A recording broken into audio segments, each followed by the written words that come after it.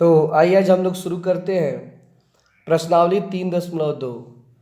इसके पहले हम लोग प्रश्नावली 3.2 और उसके उदाहरण के सभी सवालों को हल कर चुके हैं। आज हम लोग पढ़ेंगे प्रश्नावली 3.3। ठीक है, तो चलिए इसके पहले सवाल की ओर बढ़ते हैं। पहला सवाल है कि निम्न रैखिक समीकरणों को प्रतिस्थापन विधि से हल कीजिए। मतलब नीचे दो समीकरण दिए गए हैं, समीकरण 1 समीकरण 2, और आपको इसे प्रतिस्थापन विधि से हल करना है। तो सबसे बड़ी बात कि प्रतिस्थापन विधि क्या है इससे पहले जान लेते हैं। उसे जानने से पहले थोड़ी एक बात पर ध्यान दे दीजिए। जैसा कि ये प्रश्नावली 3.3 है, तो इसमें हम लोग प्रतिस्थापन विधि सीखेंगे, यानी कि एक्स वाई का मान निकालना सीखेंगे। प्रश्नावली 3.4 में जब जाएंगे तो वहाँ पे हम विलोपन विधि सीखेंगे। फिर प्रश्नावली 3.5 में जाएंगे तो वहाँ पे हम वज्र गुणन विधि सीखेंगे। तो कुल मिलाकर समीकरणों को हल करने की 3 विधियाँ हैं: प्रतिस्थापन विधि, विलोपन विधि और वज्र गुणन विधि। देखिए, चाहे हम किसी भी विधि से हल करें ना, समीकरण का जो हल आएगा यानी कि एक्स वाई का जो मान आएगा वो अलग अलग नहीं आएगा, वो हमेशा एक समान ही आएगा। बस बनाने का तरीका अलग होगा। तीनों का तरीका अलग है लेकिन आंसर जो आएगा वो सेम आएगा, वो अलग अलग नहीं आएगा। तो आइए हम चलते हैं प्रश्नावली 3.3 के 1 नंबर सवाल को और 1 का 1 नंबर देखते हैं। आज हम लोग 1 का 3 सवाल हल करेंगे और 3 ठो कल करेंगे। पहला समीकरण है x प्लस वाई बराबर 14, ये समीकरण 1 मान लेंगे, और x माइनस वाई बराबर 4 समीकरण 2। और लिखेंगे पहले समीकरण से जो भी जितने भी सवाल दिए जाएंगे उसमें आपको 2 समीकरण दिए जाएंगे। पहले को तीर का निशान खींचकर समीकरण 1 और समीकरण 2 बना देंगे दूसरे को। और सबसे पहले लिखते हैं पहले समीकरण से। क्या लिखते हैं जी? पहले समीकरण से, और समीकरण को उतार देते हैं। तो हमारा समीकरण है x प्लस वाई बराबर 14। x प्लस वाई बराबर 14 लिख देंगे, और x प्लस वाई बराबर 14 लिखने के बाद हम क्या करेंगे, जो y का मान है बराबर के उस साइड में भेज देंगे। मतलब इधर केवल हमें x का मान रखना है, y का मान नहीं रखना है। तो प्लस में y है, बराबर की इधर आएगा तो वो माइनस में चला जाएगा। जैसे कि आप देखिए x प्लस वाई बराबर 14 है, तो प्लस में y है, x इधर ही रह जाएगा, ये 14 पहले से है, प्लस में y इधर आया तो माइनस हो गया। तो ये आ गया x बराबर 14 माइनस वाई। अब ये x का मान हो गया 14 माइनस वाई। अब हम क्या करेंगे, जब x का मान निकाल लेते हैं तब क्या करते हैं, लिखते हैं कि x के मान को समीकरण 2 में रखने पर, जब x का मान जैसे ही आप निकालोगे उसके तुरंत आप समीकरण 2 में उसे रख दोगे। जहाँ पे समीकरण 2 में x होगा वहाँ पे आपको लिखना होगा 14 माइनस वाई। तो समीकरण 2 आपके सामने है, देख लीजिए कि x माइनस वाई बराबर 14, ये समीकरण 2 है। तो सबसे पहले हम क्या करेंगे, समीकरण 2 को उतार लेंगे। तो समीकरण उतारे x माइनस वाई बराबर 4, x माइनस वाई बराबर 4, ये हमारा समीकरण 2 हो गया। उसके बाद क्या करेंगे कि ये जो x आप देख रहे हो, तो इस x की जगह 14 माइनस वाई लिखेंगे, क्योंकि आप x का मान कितना निकाले हो ना, 14 माइनस वाई निकाले हो। तो x की जगह लिख दोगे 14 माइनस वाई, और उसके बाद से ये x का मान यहाँ पे x का मान 14 माइनस वाई हो गया, बचा इसमें माइनस वाई, तो माइनस वाई को उतार देंगे उसी तरह, और ये बराबर में 4 है तो बराबर में 4 लगा देंगे। ठीक है, उसके बाद क्या करेंगे हम कि कोस हटाएंगे, यानी कि 14 माइनस वाई को 14 माइनस वाई लिखेंगे, और माइनस वाई को माइनस वाई उतार देंगे, और 4 को 4 लिख देंगे। ठीक है, अब यहाँ ध्यान से आप देखिए, तो यहाँ पे आपको दिखाई देगा कि हम 14 को 14 लिख दिए हैं। ये माइनस 1 वाई और माइनस 1 वाई होता है माइनस 2 वाई, मतलब माइनस 1 वाई और माइनस 1 वाई माइनस 2 वाई होगा। तो यहाँ पे हमने क्या लिखा, माइनस 2 वाई, और बराबर में 4 है तो 4 का 4 उतार दिए। उसके बाद से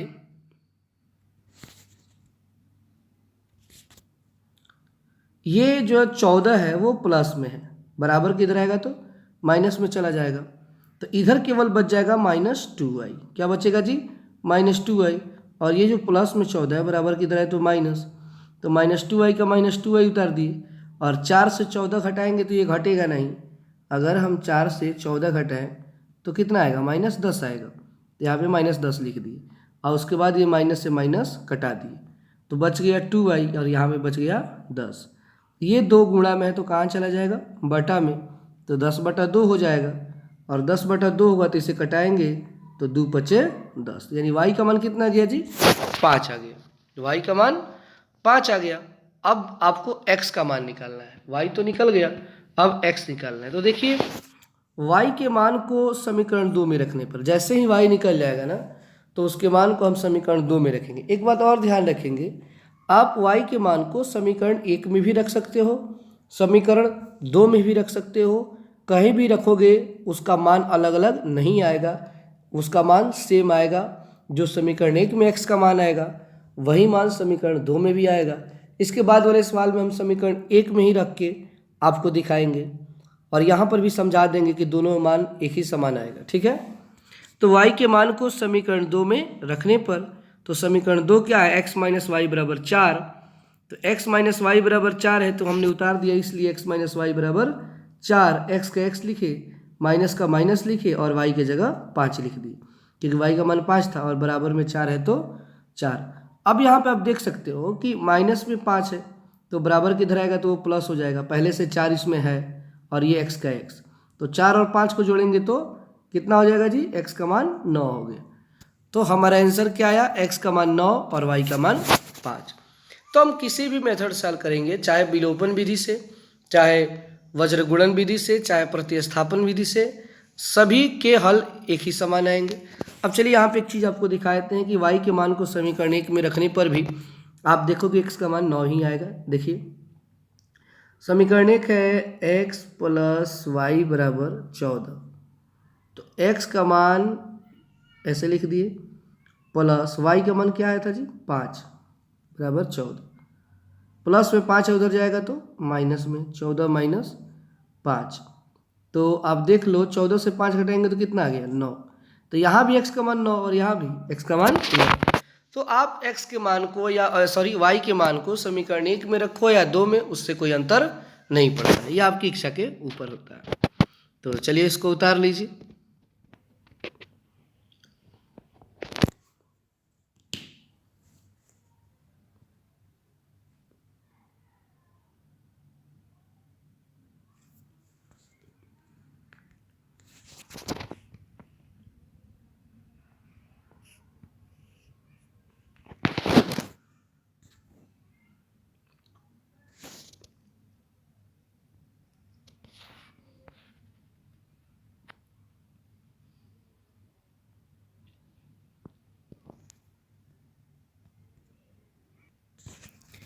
अब आइए हम लोग सवाल नंबर 2 को देखते हैं। इसमें देखिए x y नहीं है, इसमें x की जगह s है और y की जगह t है, तो उससे कोई अंतर नहीं पड़ता है।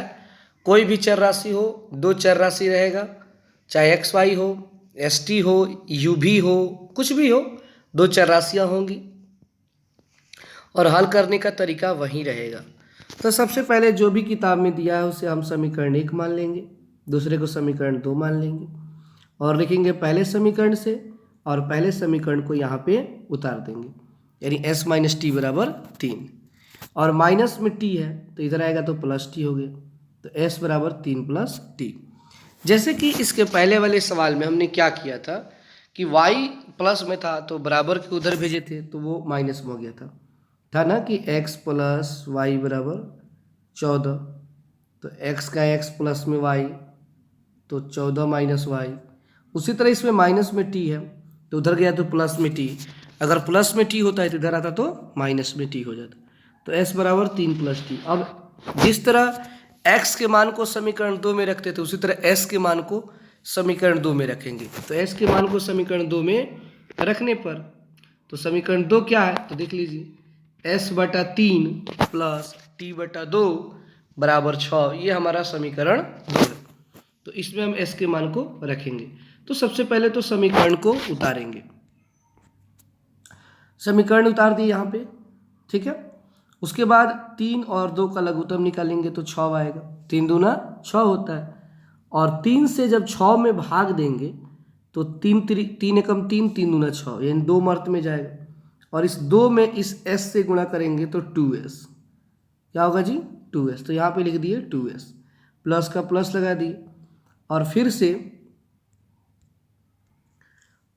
2 से जब 6 में भाग देंगे तो 2 3 6, और 3 में जब t से गुणा होगा तो 3t, क्या आ गया 3t बराबर में 6 है तो 6। उसके बाद 2s प्लस 3t का 2s प्लस 3t, और 6 में 6 से गुणा करेंगे तो 6 1 36, ठीक है।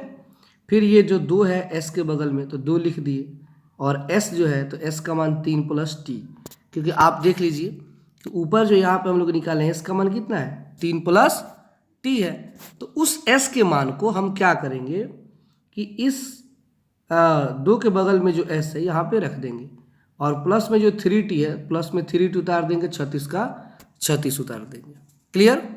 उसके बाद हम क्या करेंगे कि 2 में 3 से गुणा करेंगे तो 2 3 6, और 2 से t में गुणा करेंगे तो 2t, 2 में 3 से गुणा करेंगे तो 2 3 6, और 2 में t से गुणा करेंगे तो 2t plus 3t equal to 36।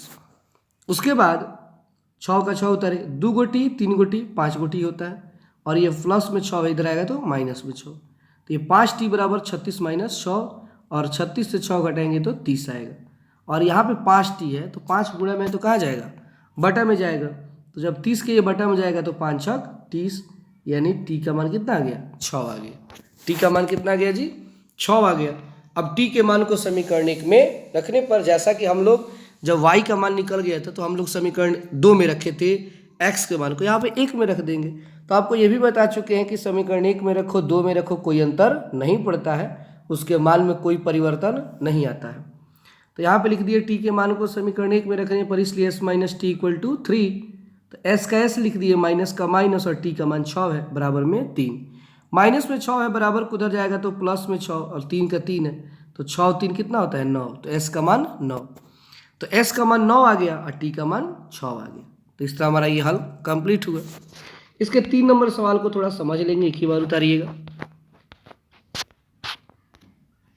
यहाँ पर आप देखोगे ये सवाल थोड़ा सा हट गया, 3x माइनस वाई बराबर 3 समीकरण 1, और 9x माइनस 3y बराबर 9 है, तो इसको समीकरण 2 नहीं मानेंगे, पहले कॉमन 3 छांट लेंगे।